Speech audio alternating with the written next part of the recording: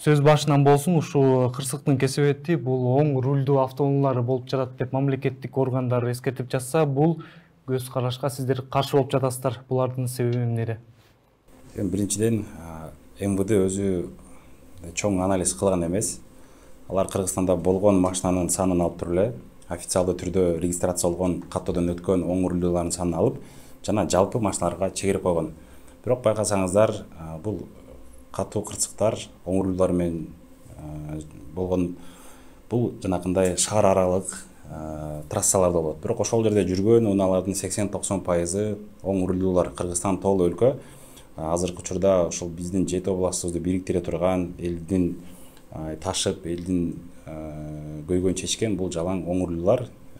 Түндө эле мен барып келдим вокзалга. Бишкекте алыс каттам Орсмакта 80-90% жалаң оң рулдуу унаалар.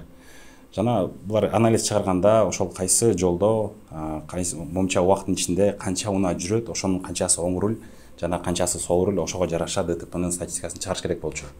Сол себептен бул жол кырсыктары бул оң рулдун оң же сол жагынан эмес, бул адамдын өзүнүн эрежени сактоосунан жана башка көйгөйлөр да бул. Бул балким бир моюнума алам болушу мүмкүн, бирок бул 50-чү, бир 60-чы себеп болот да оң руль дегенчи.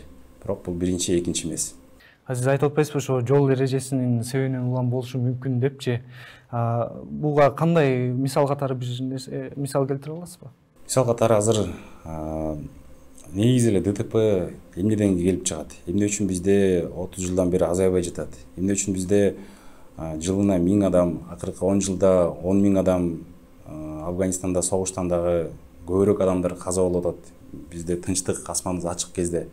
Мунун бирден бир себеби, эң эле негизгиси бул өкмөттүн, бийликтин колунда боло турган нерсеси. Ошол эле жол коопсуздугун көзөмөлдөө ошого жооп бере турган бул МВД, ГОБДД ичинде алардын иштебегени, шалаакылыгы канчадан бери айтып келе жатабыз, бул тууралуу фактыларын далилдеп берип жатабыз. Бирок бир дагы жолу биз моюнубузга алабыз деп айтканын уккан жокмун. Бирөөсү туруп оң рулдуулар 60% жол эрежесин бузат, ошолордун себептен ДТП болот десе, кече жакында эле министрimiz айтып атат, бул 60% бул эрежени сактабагандыктан деп. То есть буякта ар кандай мнениялар көп, бирок факт остается фактом дегендей, бул МВДнын ичиндеги паракорчулукту жоюшкан жок. Ошол эле башчылары стабилдүүлүктү сакташып өздөрү отурушат, бирок эч кандай иш-чара өткөзүп, талпынып, чуркап, алдыга умтулуп, Кыргызстанда бир дагы жарандарыбыз өлбөсүн деп, баягы принцип нулевой концепция деп ошол нерсени кабыл алалы деп, ал тууралуу бир дагы иш-чара болгон жок. Жада калса чоң трагедия болгон учурларда дагы бир чыгып, үн катып койгондору болгон жок. Ошол нерсе өкүндүрөт, себеп дегенде ошол башчылардан баштап ылдый көздөй башталат. Албетте айлык майнасы бар, иштөө условиялары ар кандай, бирок жалпы эле алып карап көргөндө ал кызматкерлердин дагы айлык майнасы жалпы кыргызстандыктардын жалпы мамлекеттик кызматта иштегендердикине барабар. Демек, ошол нерсеге жашаса болот, иштесе болот, бирок иш-чара жүрбөй жатат да. Мындайча айтканда, ошол орган бар, аты бар, заты жок болуп атат азырчы. Сиз өзүңүз айтып атпайсызбы, ошо соц тармактарда өзүңүз жакында эле жаздыңыз да, ошо МВД бул көрсөткүчтү, бул туура эмес көрсөткүч деп эсептейм депчи. Эмне себептен туура эмес көрсөткүч деп ойлойсуз? Бир эле мисал, биз санап көрдүк машинаны. Ошо бир эки чоң перекресток алдык. Бишкек шаарында трассадан болгон жокпуз, трассадан да көп да. Эсептеп көрсөк, 30% оң руль экен. Булар 22% ДТП болот деп атат жанагыдайчы. Эми ошол 30% машина оң руль болсо, демек 30% дагы ДТП болуш керек эле да. ДТП даже азыраак болот бой, 22,5% болот булардын көрсөткүчү боюнчачы. Жалпы ДТПдан оң рулдүү, сол рулдүү машинанын санын алып карап көргөндө. Ошол жерден эле бир мисал да. То есть буякта статистика туура эмес жүргүзүлөт. Кыргызстанда азыр чет мамлекеттик номер менен жүргөн канча унаа бар экенин эч ким билбейт. Алар бар. Алар мына 7 жылдан бери кирип келе жатат ушул күнгө чейин. 2015 запрет болгон, андан бери канча деген машина кирди.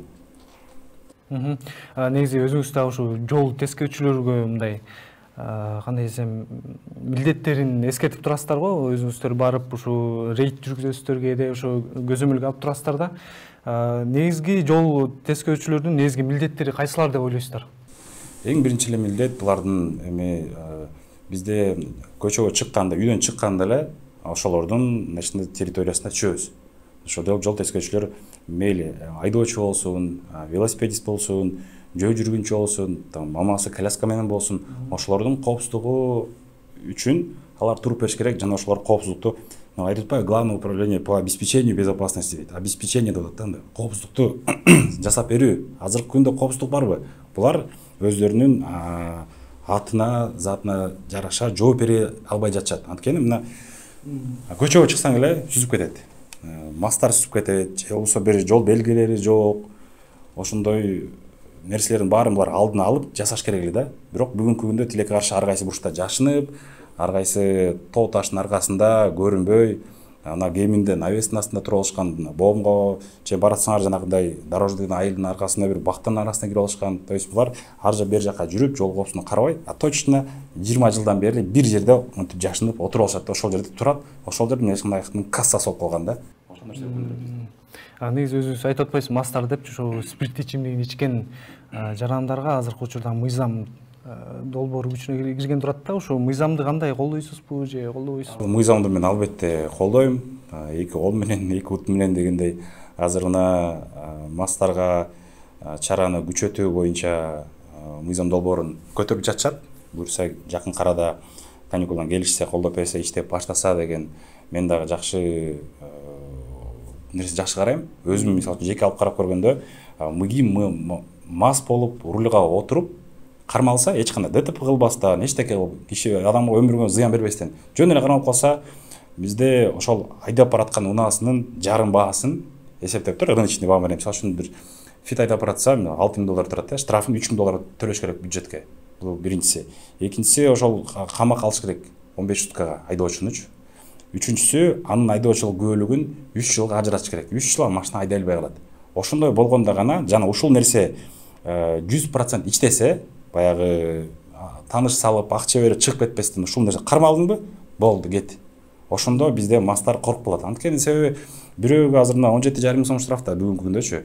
Бирөө үчүн 17,5 миң сом 1 айлык майнасы болсо, бирөө үчүн бул бир обед же ужин болуп калат да. То есть бул жакта дагы мындай принцип справедливости, мисалы азыр жериңиз бар, бирөөнүн үйү бар, анан ошого жараша, квадратурасына жараша, мисалы үчүн көлөмүнө жараша биз налог төлөп атпайбызбы?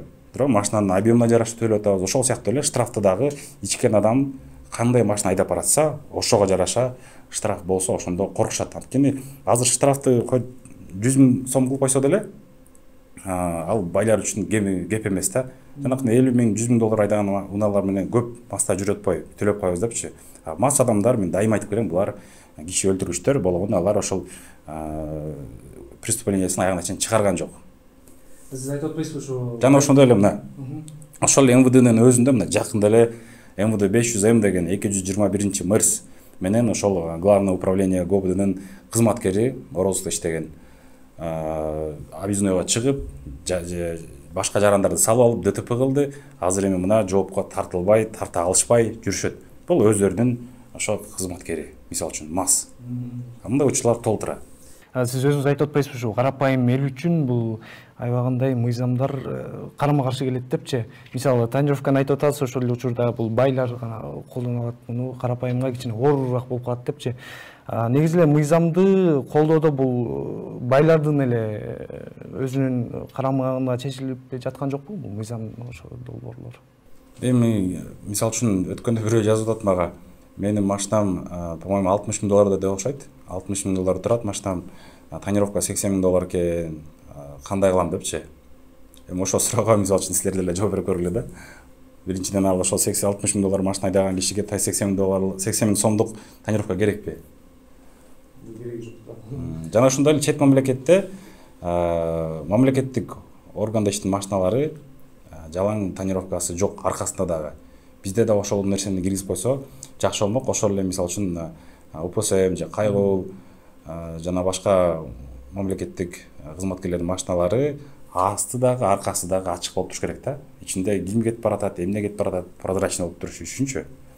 Ошол сыяктуу эле биздин мамлекеттик ошо РОВД болобу, УВД болобу же МВДнын жанакындай секретный отделдери жок жерде эле баары көрүнүп турса, Грузиядагыдай болуп, прозрачный болмок да. Азыр жакшы мына унаа мекемесинде бир аз өзгөрүү болуп жатат. Ушундай мурункудай кичинекей кабинеттерге тыгылбай, азыр мына чоң кабинеттерге ачышып, мына азыр аюгрантты ачышкан, азыр мына аларча жакта өзгөртүп атышыптыр. Ушундай нерсе болсо бардык жакта жакшы болмок да, жакшынбайчы.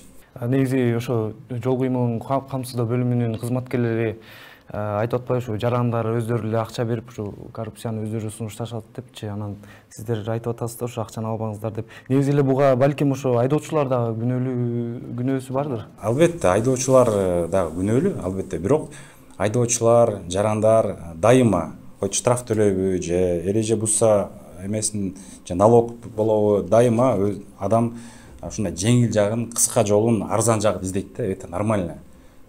Бирок ошол өкмөттө ошол кызматкерлерде власть бар да. Власть аларга эмнеге берилген? Ушундай нерселерди токтош үчүн. Өздөрү сурап атпайбы?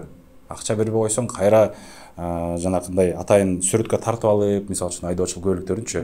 Анан кийин башка кайра протокол түзүп салып аркасынан. Азыр мына ушул боюнча дагы аябай проблема болуп атат. Бул маселени дагы бейте ачыла элек. Азыр мына берки безопасный городдон түшкөн штрафтар карчекте көрүнүп турат баарычы. А бирок жанагындай ручной жазылган протоколдор карчектен чыкпайт. Ал нерсени жарандар билбейт. Мен намымда, мисалы үчүн мен деле билбейм да. Менин намымда протоколдор барбы, балким 5 жыл мурунку, балким 10 жыл мурунку дегендичи. Азыр ошонун негизинде дагы көп айдоочулар арыз кайрылып жатат бизге. Биз ушуну штрафтан киргенден кийин бизде атам замандагы бир 10 миң сом, 20 миң сом штрафтар бар экен. Мен ал жакта болгон эмесмин, бирок жазылып калган депчи. Бирок маалыматтар келип жатат. Кызматкерлер ким акча бербесе, ким жакшы мамиле кылбаса, ким ачыкта сасык болуп атса, сүрөткө тартып алып, кийин протокол жазып коюшат экен. Неге ошо карчек боюнча айтсак, ошо карчектен чыкпай, анан протокол өздөрү эле жазып толтуруп, анан анда ким кат келеби же кандай өздөрү айдоочулар кантип билсе болот анда нерсени?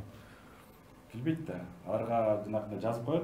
Ошо бойдон эле алып келет, бул көмүскө да алып келет. Калп алат да, аны азыр мисалы үчүн прокуратура текшерсе ошо боюнча дабай фактылар чыгат да. Негизи өзү соцсетте бул инстаграмыбызда аябай эмес каттар көп келет го сизге.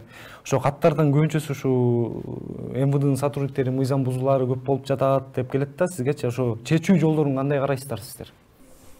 Жалпы эле ошол МВД ГОБДдон кымбы?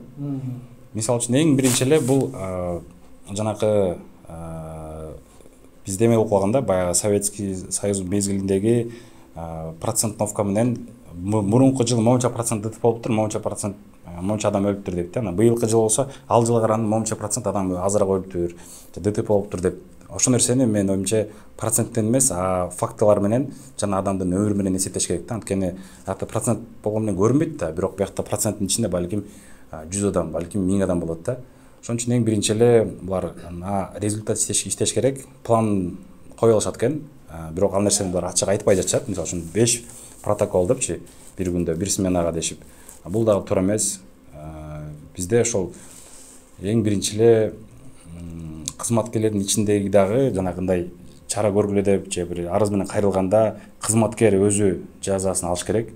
Андан кийин үстүнкүсү турганы начальник руководствосы алыш керек. Андан кийин андан чоңураак алыш керек. Мисалы муну 100% алса, мунусу 50% алса, мунусу 25, анан өдөкчүсү 12,5% ошентип жада калса министрге чейин жаза алыш керек. Эгер МВД кызматкерлери мыйзам буза турган болсо. Жана ошондой эле биякта реформаны кылып келишкен УПСМди. Мен билгенден эле 4-5 жолу. Бирок ошол реформаны булар ошол ГОБДнын ошо ГАИнин ичинде эле эмес, МВДнын ичин толугу менен жана судебный системанын ичин толугу менен ошондо гана ишке ашат. Ага чейин жөн эле мындай айтканда бир жерин денеси ооротса, ошону бир чыпалагына эле айктырып коюп, калган денесин карабай койгондой эле болуп атат да бүгүнкү күндө.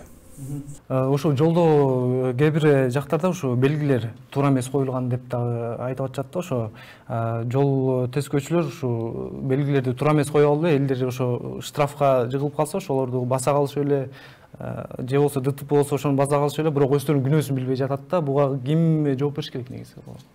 Мисалы үчүн жол кырсыктары эмнеден келип чыгат жана анын себептерин дегенде, мисалы үчүн эң биринчи эле себеби бул ошол МВД кызматкерлери ГОБДнын ичиндеги өздөрүнүн иштебегендери. Ошол жактагы отурган кызматкерлерин алып көрсөңөр 70% иштешет. 30% иштешет, 70% калып кетет. Бул ГАИ боюнча айтып атам азырчы.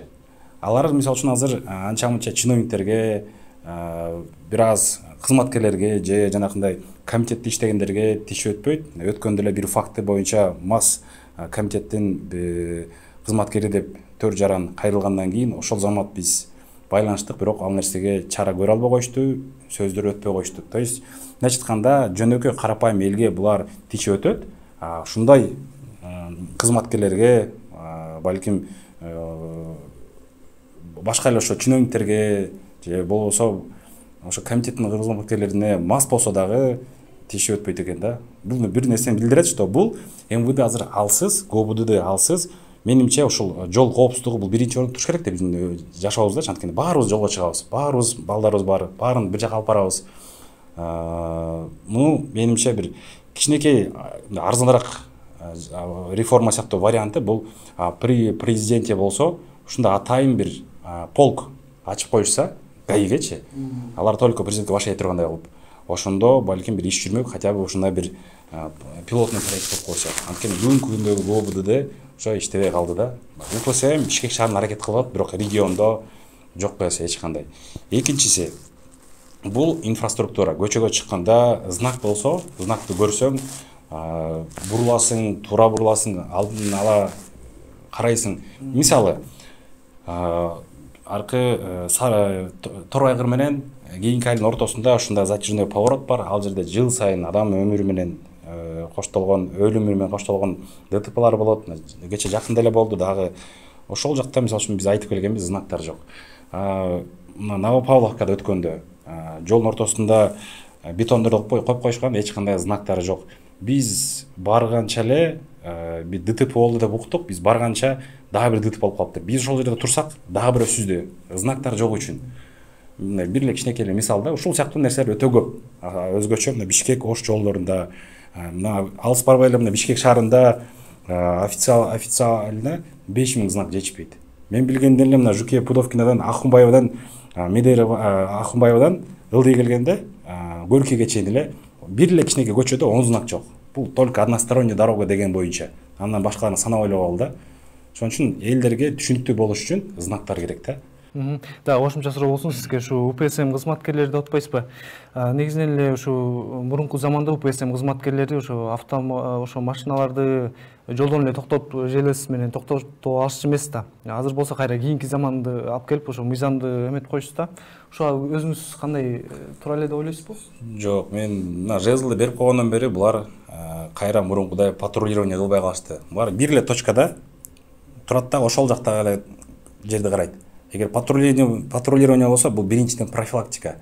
Элдер көрүп, кой, тияктан каяктан чыгып калбасын, бияктан чыгып калбасын деп акырын жүрүшөт. Булар биз жаттап калганбыз, эл жаттап калган. Кайсы жерде турганын биз билебиз да. Мисалы үчүн Южный магистральда турат, Кольцевойдо турушат, анан аркы БГУнун бер жагында турат, болду. Ошол эле жерде турат, башка жерде турушпайт. Элдин баары көрүп калган, биякта ГАИ жок, айдоочу көлү жок болсо деле, бирден болсо деле биякта ГАИ жок жерден өтүп кетели дейт да.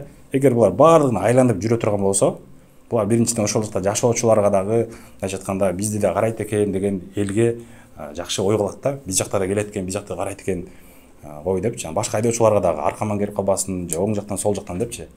Ушул коррупциянын да бир эмеси болушу мүмкүнбү? Коррупция мен айткам, бул жезл это коррупция, это символ коррупции деп. Анткени жезл менен булар токтотот, бир эле жерден турушат дагы, ошол жерден мындайча айтканда бул кассанын эмеси, палкасы болуп калган да.